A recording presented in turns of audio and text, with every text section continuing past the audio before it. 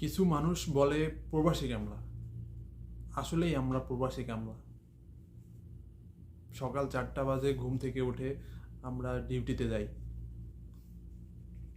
কোনো সময় সুযোগ হয় না নাস্তা করার, নাস্তা করিও না। রাত 8টার সময় ডিউটি থেকে এসে খানা খাবো, ওই শক্তিটাও থাকে না, আমাদের রান্না করে খেতে হয়।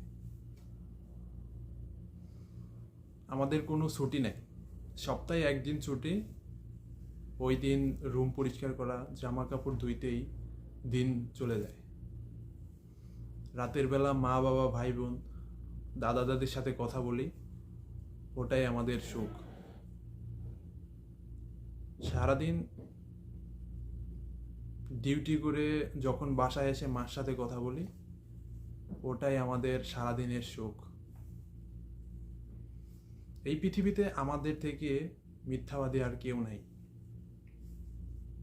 বাড়ি থেকে যখন মা বাবা ফোন দিয়ে বলে, বাবা খানা খাইছস, তখন আমরা হাসি মুখে না খেয়ে বলি, জি মা খানা খাইছি। কি করব, মাকে তো আর বলতে পারি না। মিথ্যা কথা বলা ছাড়া আর কোনো উপায় নেই। যে ছেলেটাকে টেবিলে খাবার না দিলে ভাত খাইতো না, সেই ছেলেটাই প্রবাসে এসে 12 থেকে 14 ঘন্টা ডিউটি করে বাসায় এসে রান্না করে খায়। যে ছেলেটাকে মা খাবার না দিলে ভাত খাইতো না, এখন সেই ছেলেটাই মায়ের চেহারাটাই দেখে না।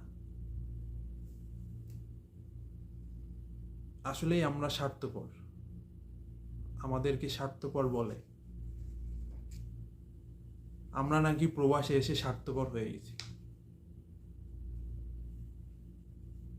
এই কথাগুলো শুধু আমার একার নয়, এই কথাগুলো প্রত্যেকটা প্রবাসীর।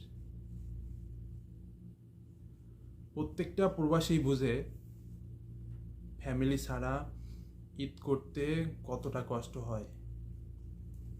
প্রত্যেকটা প্রবাসী বুঝে পরিবার ছাড়া এই দূর প্রবাসে থাকা কতটা কষ্ট।